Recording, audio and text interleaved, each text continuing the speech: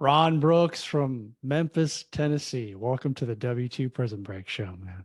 Yeah, Brian, thanks for having me, man. I'm excited to be here and been looking forward to this for some time. So it's good. Same.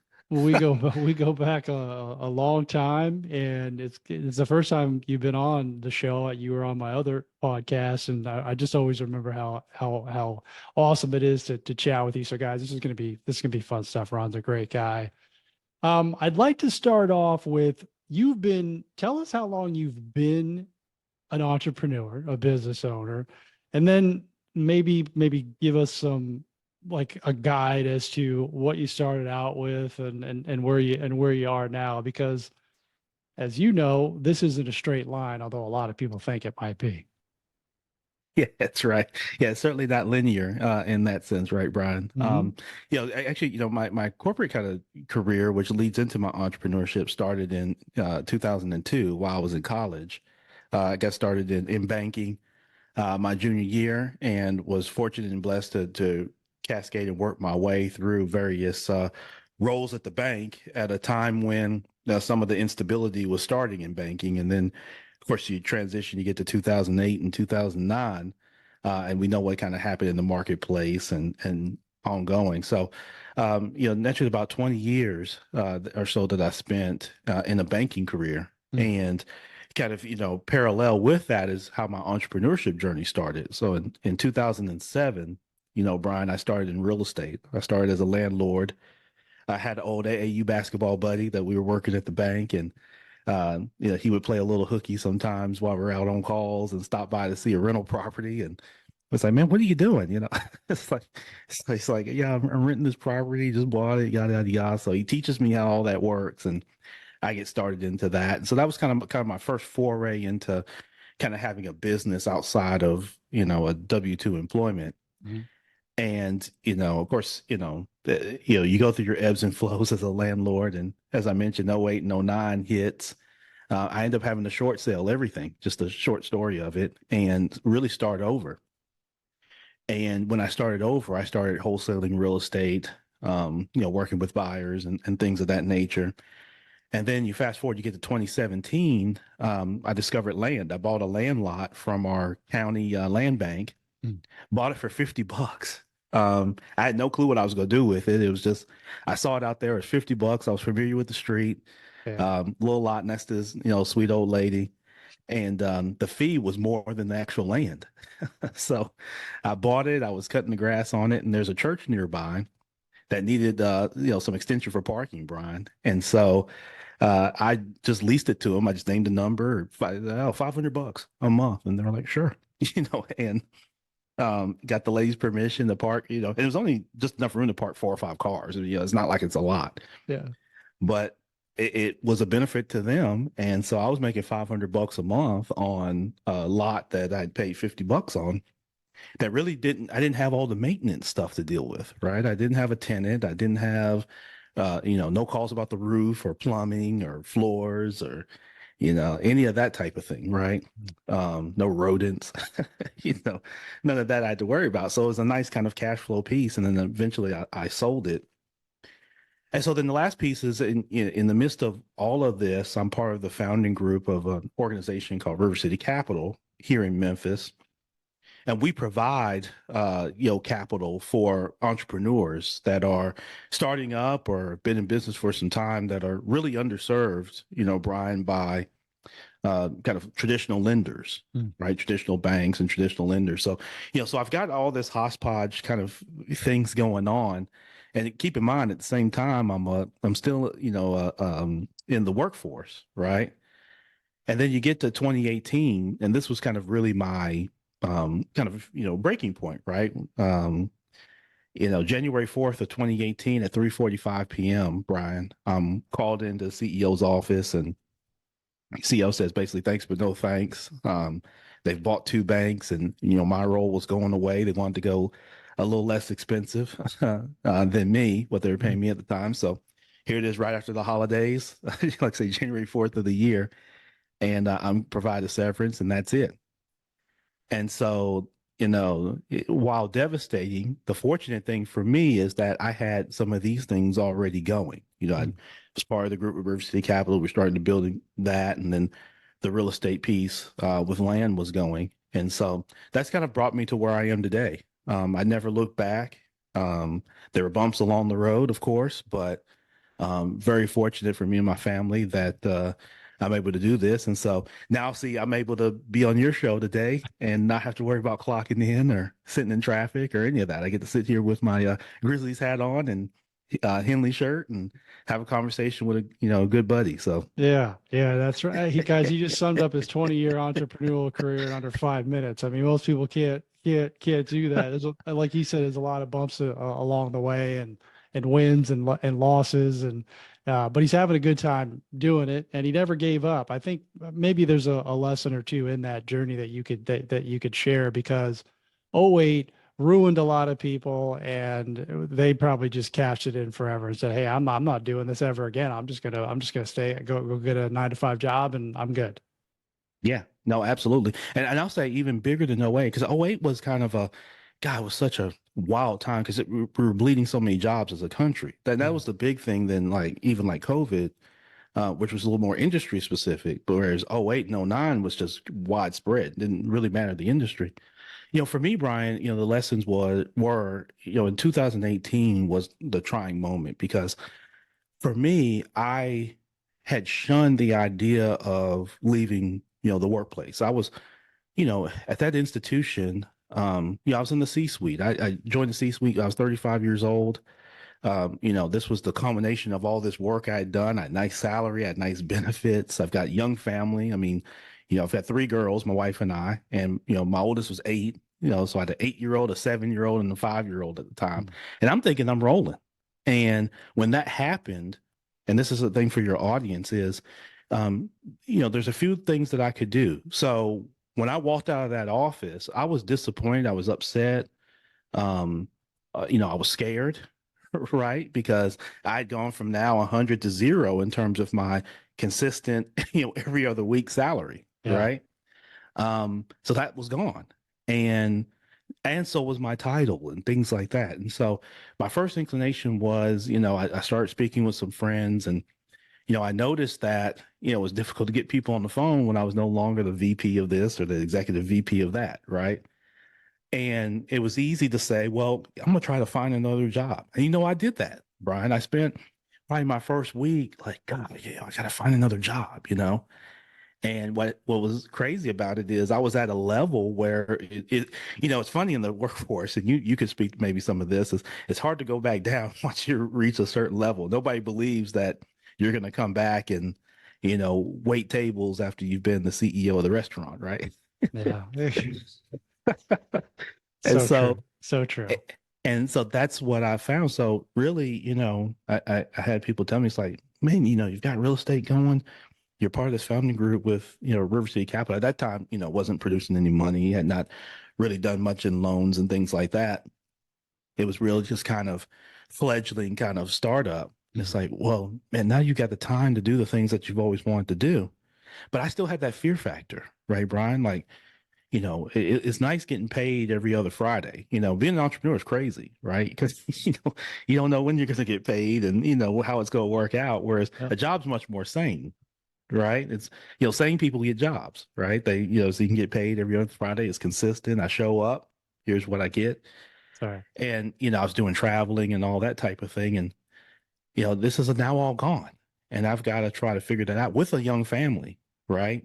Mm. And like I say, you can kind of relate to this. It would have been different if I was at a different point in my journey and maybe a little older and the kids were grown up. That'd be a different challenge. But when you've got young kids and young family, you're concerned about, well, what does this look like and what does that look like? And I just said, listen, I'm just going to double down. I had some money saved up. I got the severance and I started investing that severance, into things like River City Capital, right? And I told my wife, I sat down with my wife and I said, listen, give me 8 months, right, to, build this thing up. And if I fail to do it, or if I, don't put in the work, you see, I'm not putting in the work, then you call me out on that and then I will go get a job.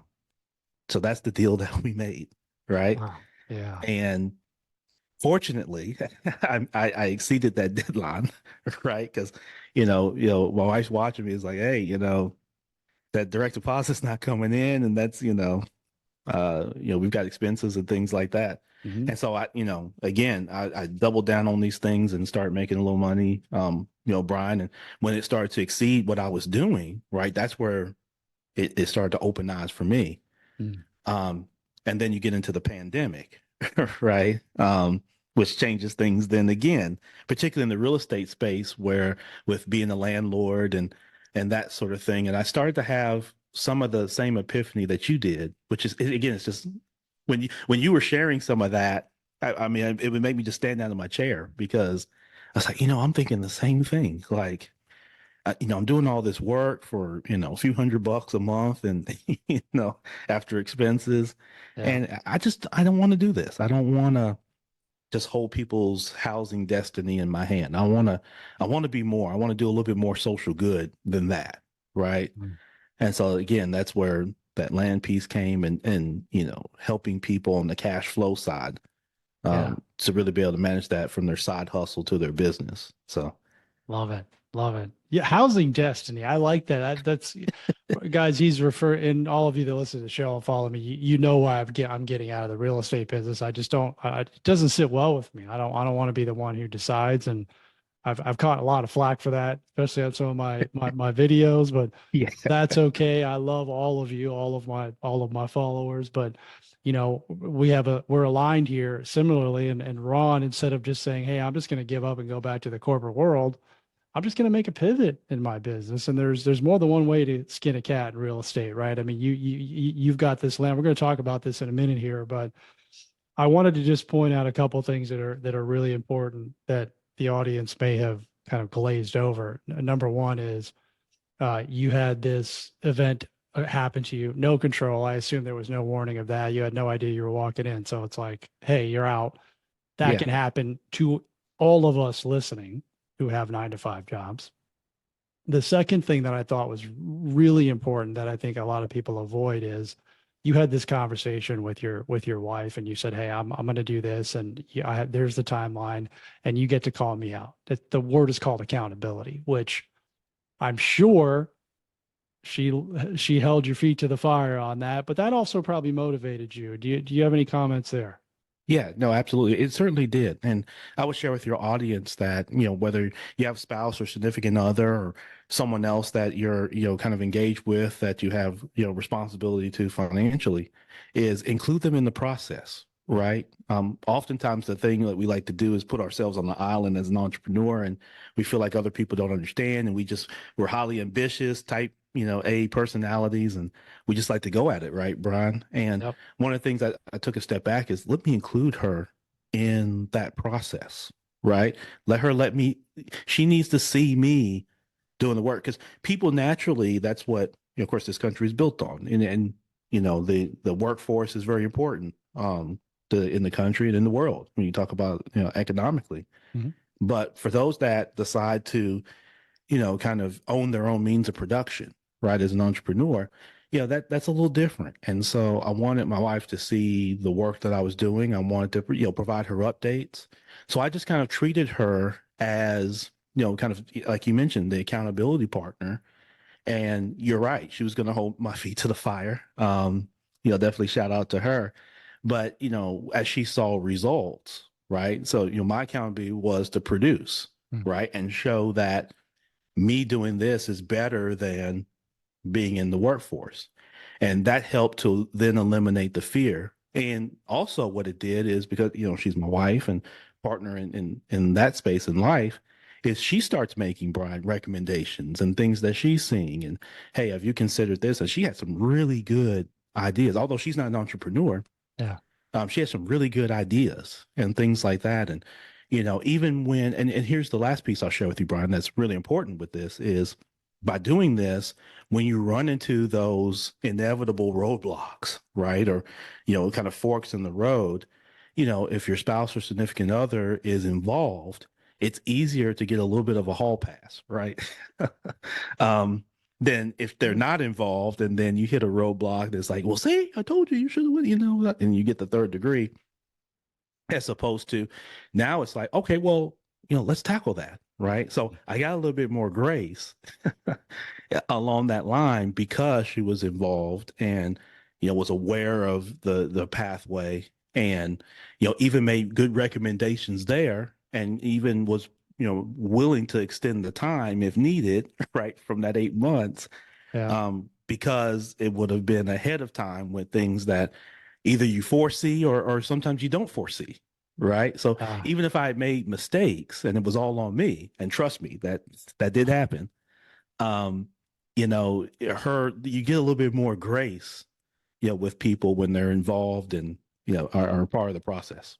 brilliantly said. I love it. And I think that I hope, especially for the men out there who are listening, this is something that our egos keep us from. And let me just say for all the men and the women out there is that your wives are typically smarter than you are. Okay. So That's it's true.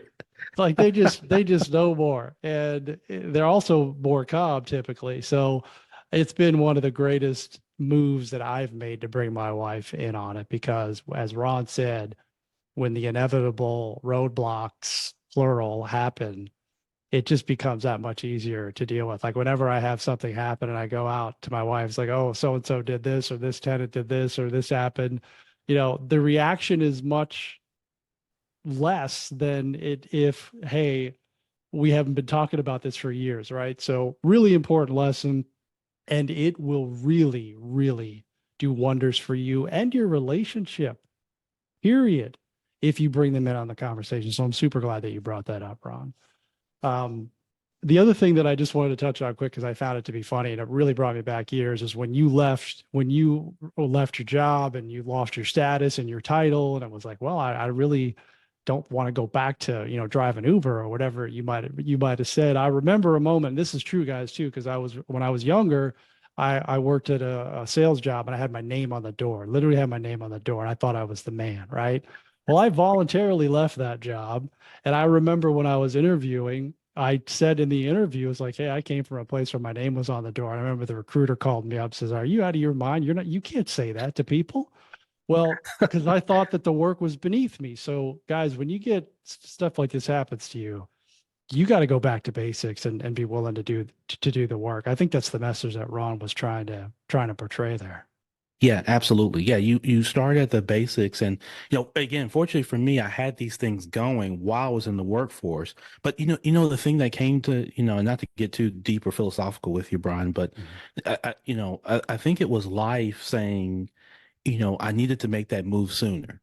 Mm. And my fear, my love for what I was doing and more so the power that it gave me and the authority and I'm a kid that's grandmother used to clean floors in banks. You know, that's one of the things that attracted me to banking was my grandmother was mistreated by some folks in the bank in Columbia, South Carolina. And I remember hearing those stories, and I said, Mm. one day I wanted to be an executive, and I was going to, treat people much better than she had been treated. So those were things that motivated me. But I think that the big piece is that in that that type of transition, right? That you know really kind of understanding that you know again you have to get back to your basics and get back to your core, right? And that fear kept me for many years really doing what I should have been doing all along. I should have left the corporate world sooner, but having young kids, having a wife, and it's that fear factor, right? Of Yeah. what if I fail? What if this? What if that?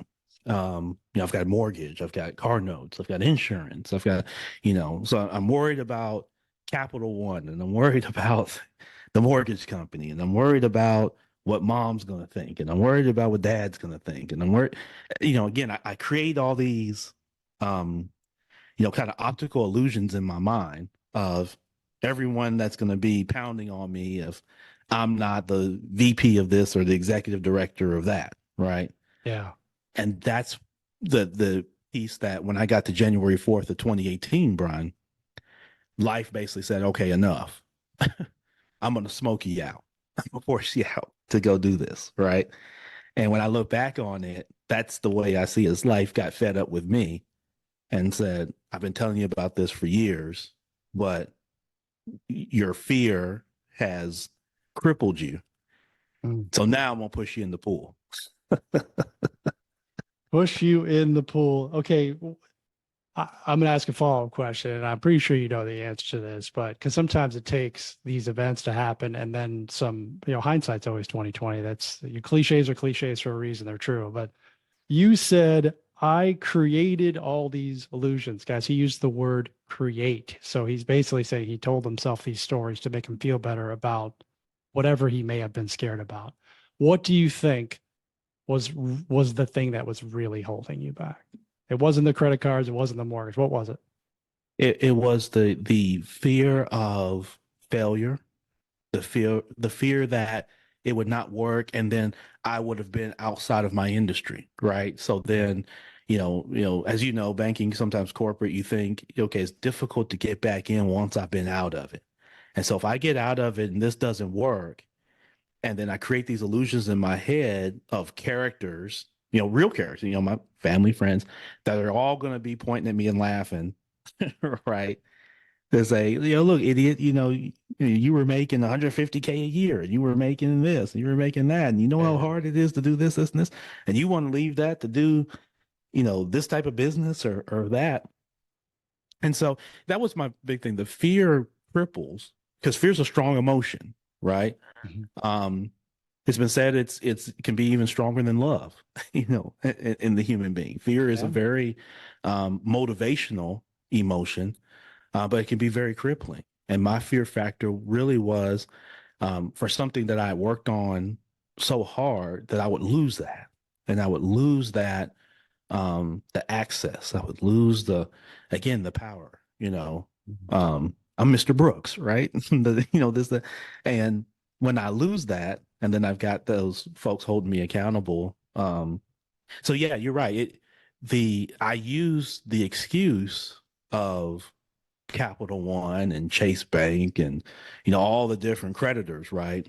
That was my excuse to say, um, I'm not now, right? I can put it off. I'm working towards it. I'll get there, Yeah. right? And then each year, right? I'm saying I'll get there, right? And then the next year I'll get there, and the next, and so life just got tired of me with that, Brian. Yeah. It It pushed you really in the did. pool. So Yeah. that's so good. He's a self-aware man, folks. For me, you've heard me talk about it on the show. I made up the same stories. I made it all up. And at the end of the day, I wasn't willing to do what was required. That's it. I wasn't willing to do what was necessary.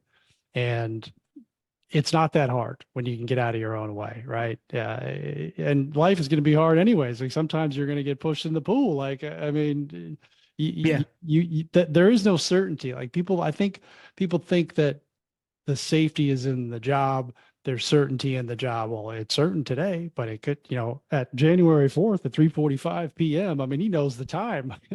Yeah, I kept it at the time. Normally, the CEO would call me in the office. That was a normal thing because I Yeah. was either, addressing a situation or a complaint or, a praise, whatever that is, or there was a question about something in my department, right? So it was a normal thing, but I was completely blindsided. Now I walk in, HR's there, and these are folks I've been working with for years. And they're like, "Hey, sorry, Ron," and I give him a ton of credit. He told me to my face, right? Um, he looked me in the eye, Yeah. and so I always have respect for CEO of that institution. But yeah, so that was the piece, Brian, Yeah. and I had to, I walked out of that office and back to the world that I go, right? Right. And Right. and I had to make a choice. And that's the toughest piece is like you said, I wasn't willing all that time to do what needed to be done. That's really, at the end of the day, that's what it came down to.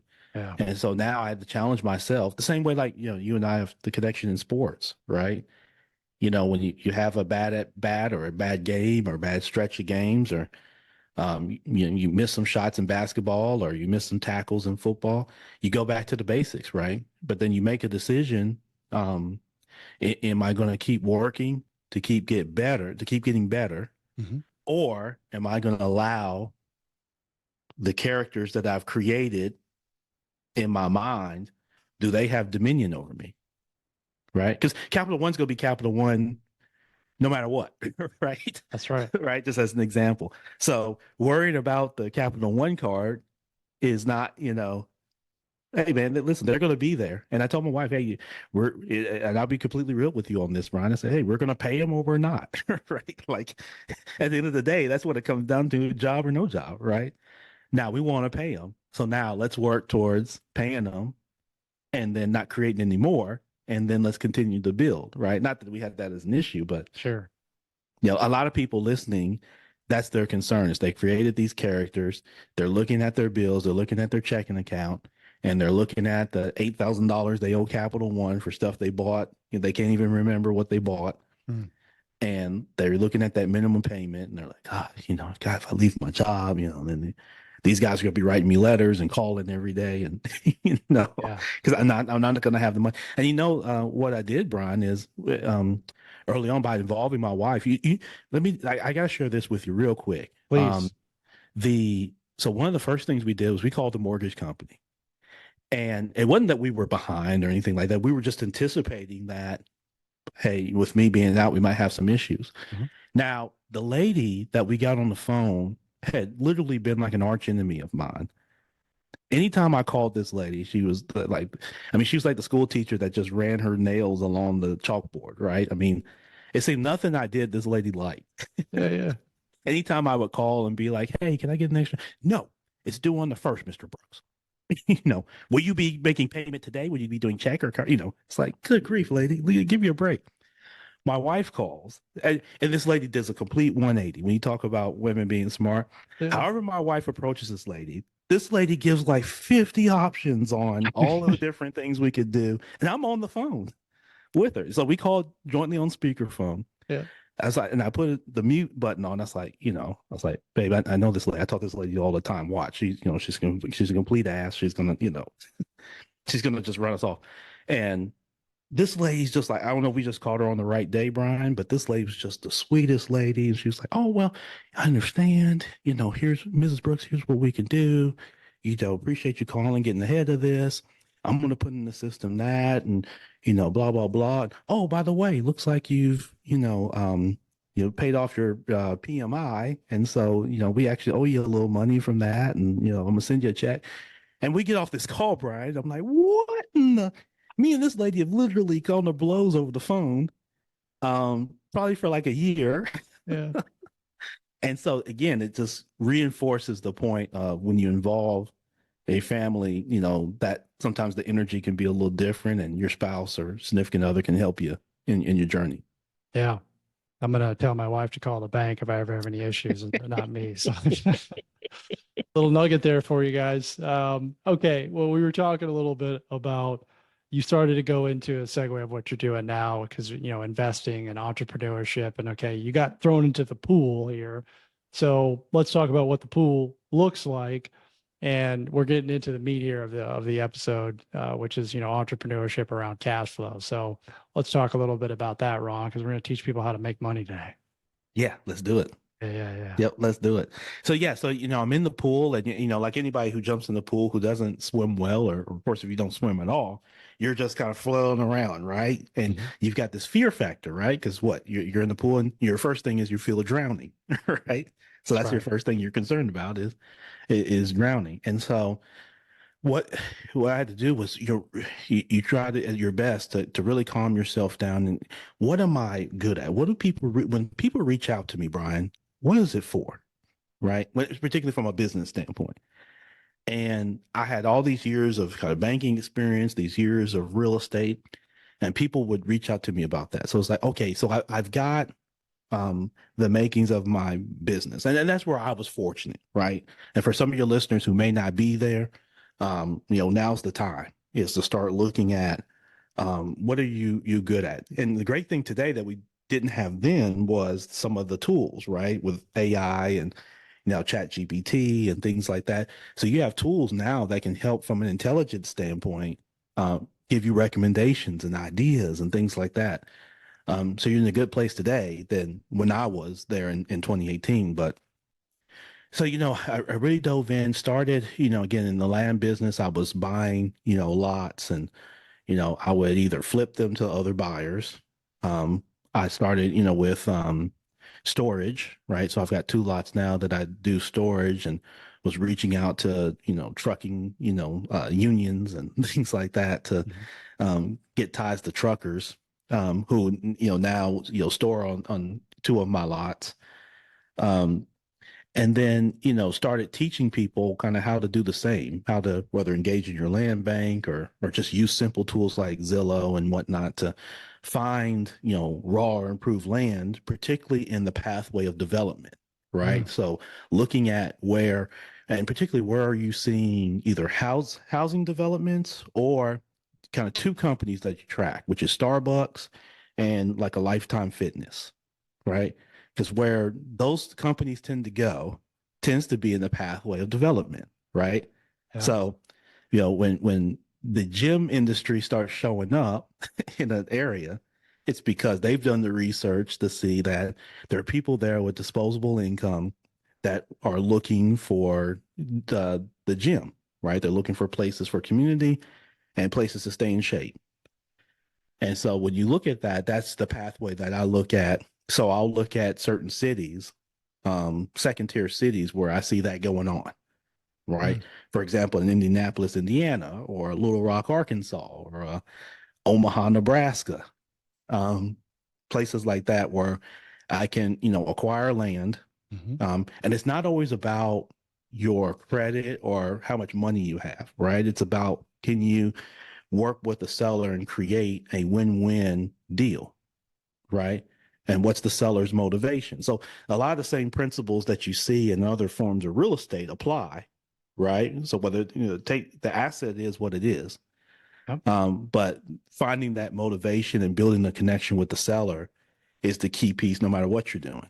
And Always. so that's where, I was applying that same skill set. And so, I remember the deal that really kind of set it off was, deal here in Memphis where, not far from the Memphis airport, where there was a company that was expanding. And I knew it, they were expanding. It was in the journal and that sort of thing. And Mhm. there were landowners nearby. So I'm reaching out. I get an older guy on the phone. He had inherited the land. His dad had it and it passed away. And he didn't know what he was going to do with it. To him, it was a burden, right? Because now he's Right. got to figure out taxes, and he's not a developer. So what is he going to do with it and that sort of thing? I said, well, hey, I help folks like you with this all the time. So let me help you. Like, okay, how can you help me? It's like, let's partner on this. And, I can get this out of your hands and get some money in your pocket to where it's not a burden. So if you trust me, can we work together and make this happen? Said, okay, I trust you. Let's do it.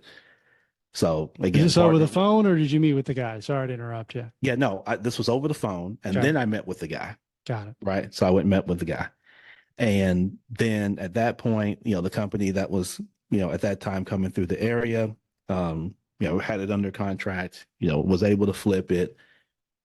Guy loved it. He got north of $50,000 that he was able to inject in with his family. Mhm. And, I made, just a little less than that, in the $40,000 range that I made. And so that really was a nice springboard. And so going back to what we were talking about earlier, when you go Yeah. to your spouse and say, hey, look what I did, look what your husband did. And it's like, and, here's what I like to do. I have a plan for this money. We're going to pay the taxes on it. I've already engaged the IRS. I want to go ahead and prepay the taxes. This is what we're going to have left. And I want to do some of this in savings, some of this towards, the girl's savings account. And, Mhm. this is for you and I. And, so the plan was already there. So again, that's boosting the confidence piece, right? For Yep. myself and for her. And I was able to do a social good for this gentleman who um, wasn't sure what he was going to do, and wasn't in a position to develop or pay taxes on the land. Mhm. So that's what kind of got me to, okay, land as an investment is one thing.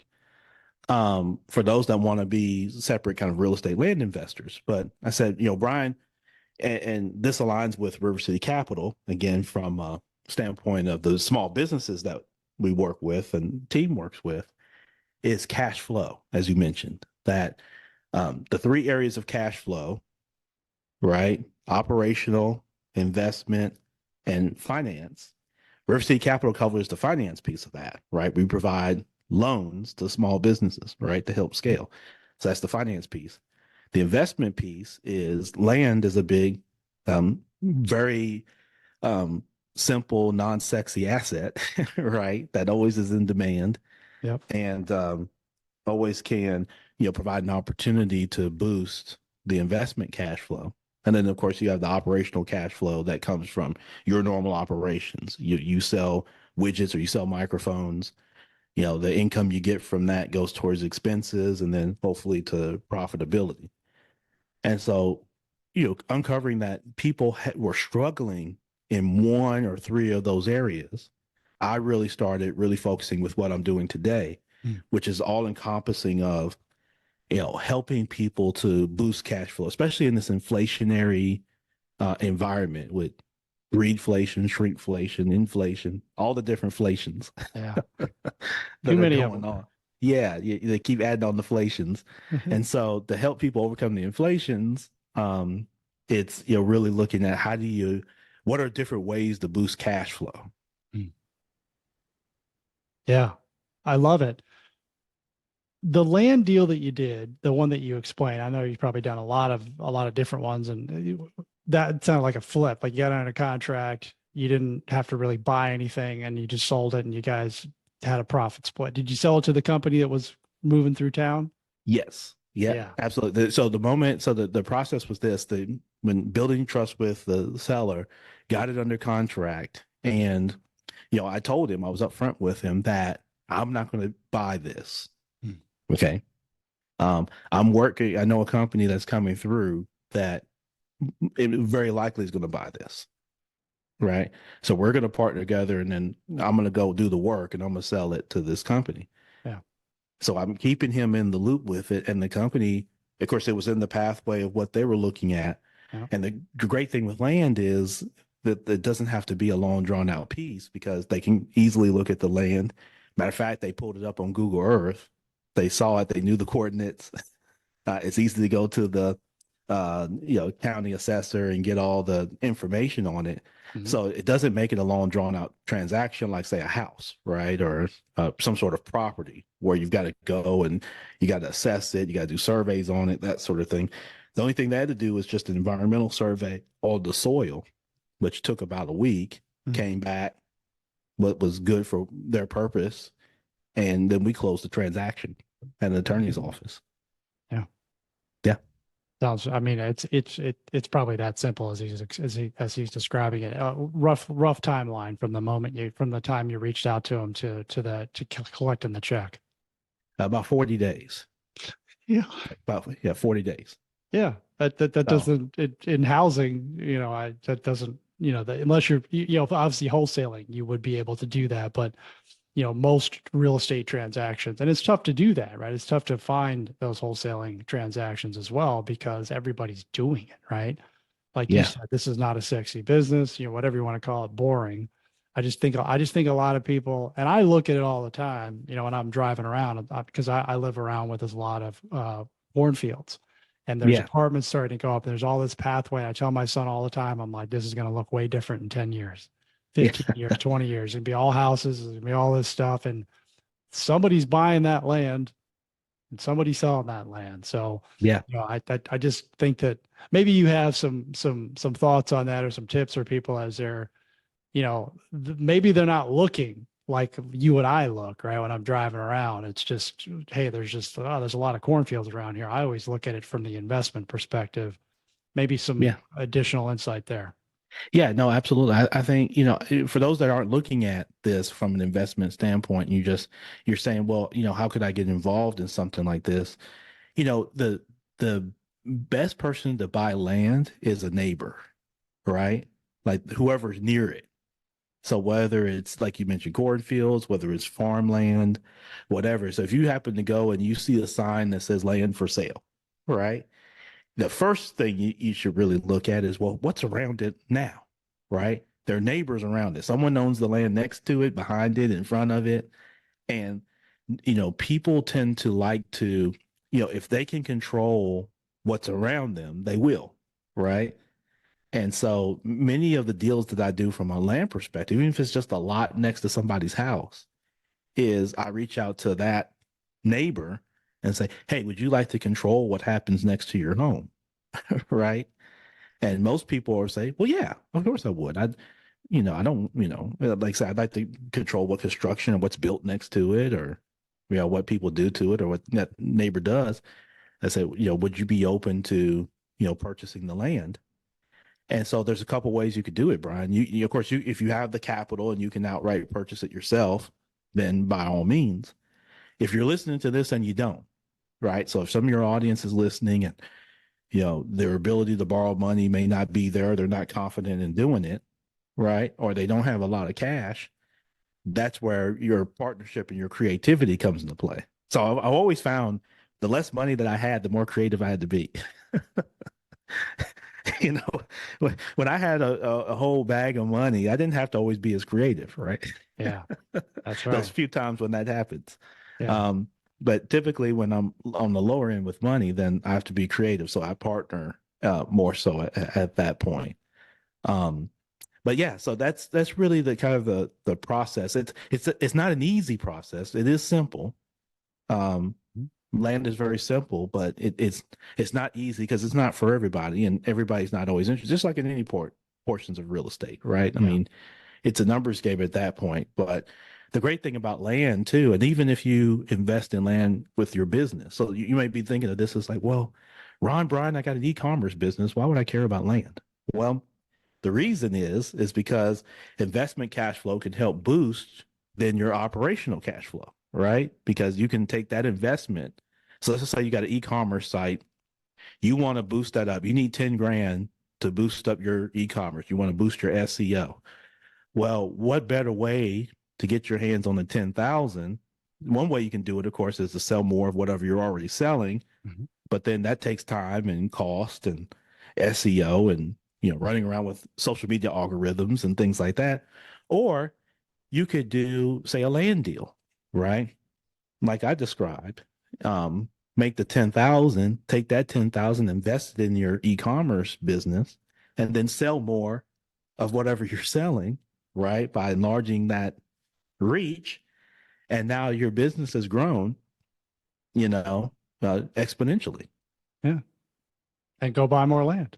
Yeah, yeah, exactly. And then you can go buy more land. So you don't necessarily have to, I want your audience to kind of understand is that you don't have to get into real estate to become a real estate investor or a tycoon, right? You don't have to become a Grant Cardone or name any of the names, Mhm. Warren Buffett or somebody. Like you can, and the great thing with land is that it doesn't require the oversight that say like a property does. So like with a house, you're always worried about who's in it. People are hearing all the horror stories about squatters and everything that especially depends on your state. Yeah. You know, um, you're not getting calls in the middle of the night about the roof or whatever. I've got land that I'll buy that I've never seen. Like I've never seen and like with my own two eyes. I know it's there. The technology allows me to be able to see it. I can go on the satellite and Google Earth and look right at it at any point.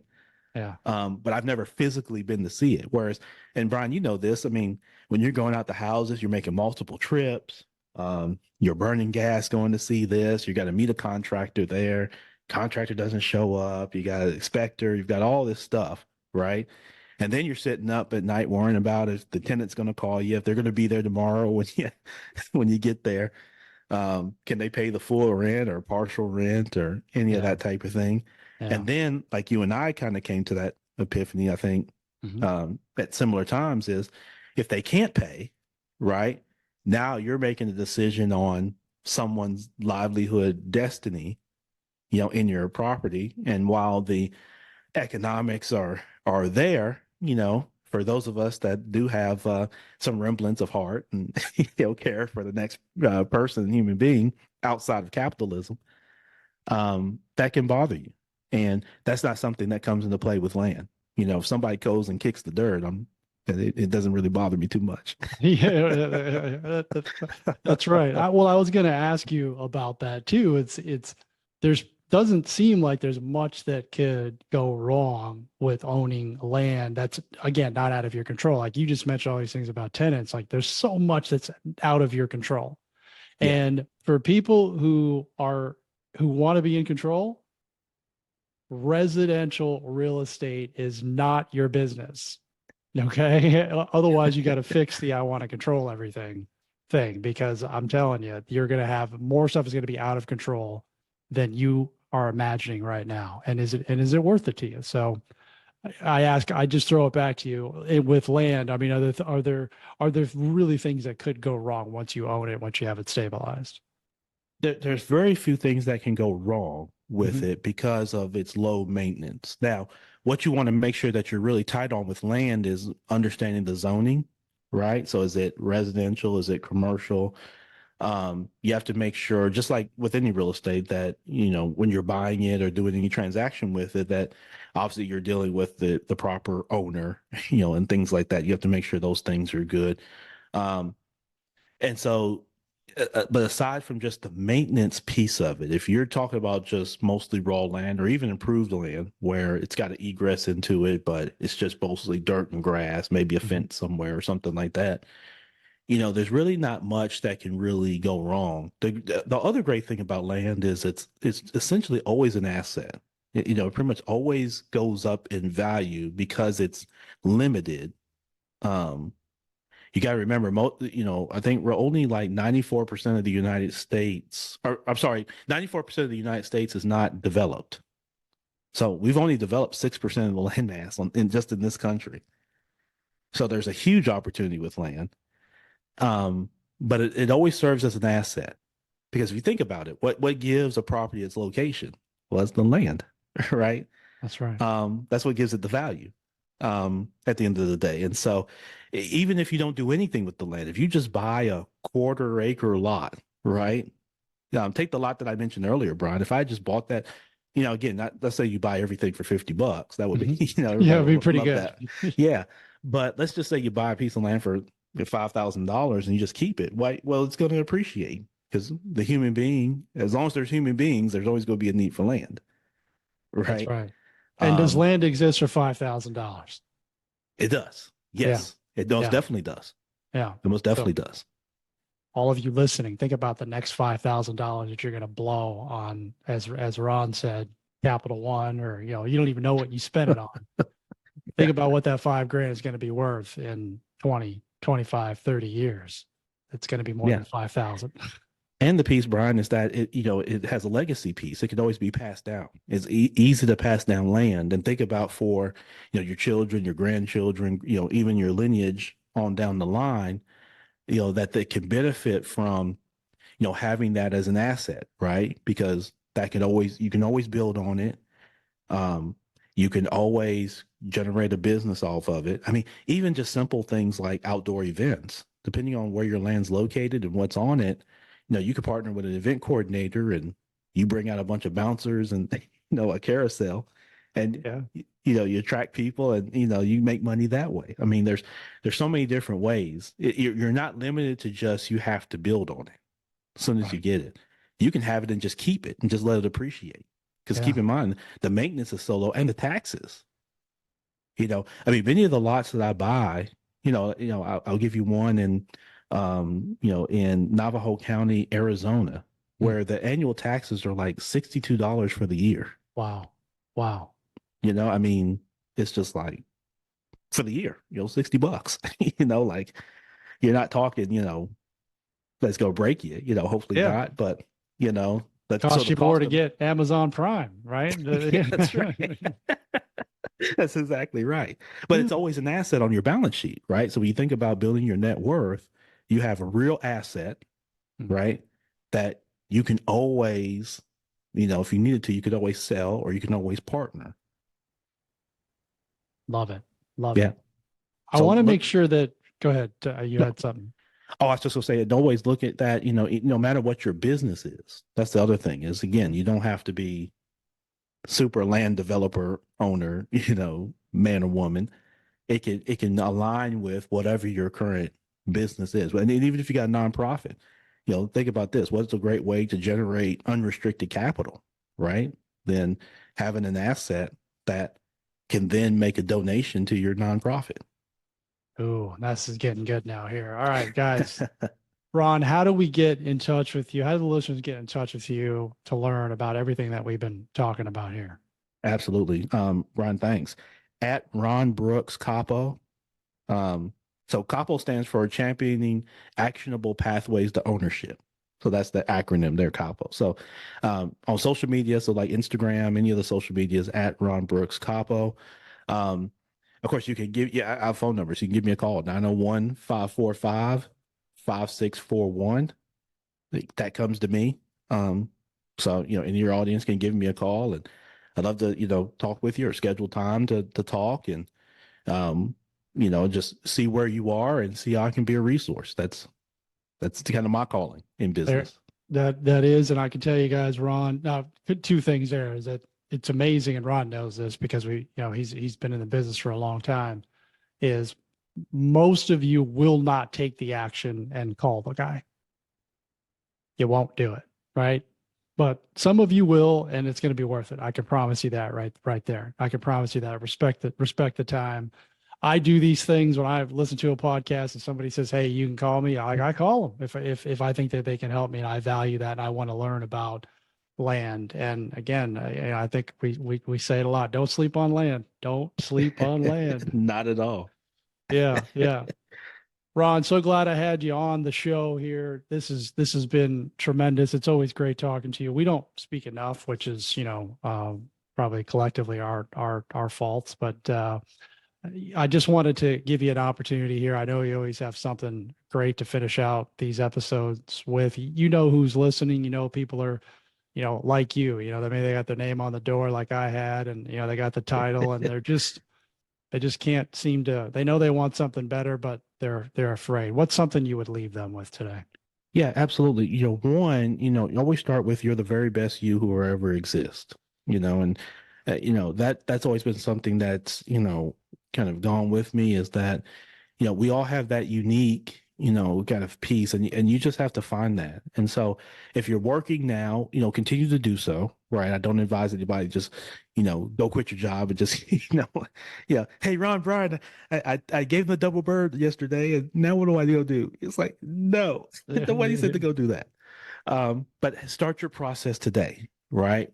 And start with, again, when you take a summary, when people DM you, right? When people reach out to you and call you, and it's kind of business type things, what are they reaching out for? What advice are they looking for?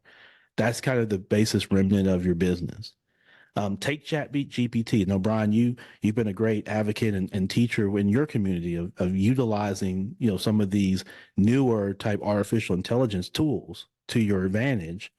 And, it can, with the proper prompts, and I advise everybody, of course, your audience knows to get with you on some of those prompts because they're very helpful in helping you kind of frame your thinking. So you're thinking one thing, put that into the software, let it do some of the heavy lifting for you and give you some ideas to go back and kind of really chew on as to, who you are, put your bio or, resume, whatever into that and let it kind of do some of that work and say, here's what we recommend based on the information you're giving me. Yeah. And so take it step by step. This is not an overnight, you go into the old telephone booth and you come out as Superman or Superwoman, right? This is, grow and let it, take time and start networking, connecting with people. And, as you're doing that, you'll kind of see the time when your time hits. But don't allow fear, as Brian and I talked about earlier, don't allow the fear factor of bills or what you think another family member is going to think, or any of those type of things. Those are illusions you've created, right? No, none of those people have said any of these things to you, right? They're just illusions you create because we have a natural defense mechanism as human beings, right? And so you have the opportunity to be successful in whatever way or form that takes. And so, but start today when you get done listening to this episode, reach out to Brian, yeah, thank him for, having this platform and, folks like myself to come and help. And then, start the work and then share it with Brian, right? I'm sure Brian would, you'd love to hear some of the success stories of, hey, here's even small successes. Hey, I started doing this. I learned this. I've used one of your prompts, Brian, and now it's helped me, in this arena. So, let's celebrate the small wins, and then again, include your significant other in the process. That's right. If that's part of your family makeup. Well said. I appreciate the shout out there, and yeah, I wish I had ChatGPT 15 years ago. I probably would have started a lot sooner. But our path Me is our too. path. Our path is our path, right? And it's all for a reason. Ron, honored to call you my friend, and I really appreciate you being a servant. That's what you are. You serve people and you help people, and that's clear. So I can't wait for this episode, for everyone to hear this episode. And we definitely got to have you back on. So I Yeah. appreciate you, man, and everyone have an awesome, awesome day. Take care, people.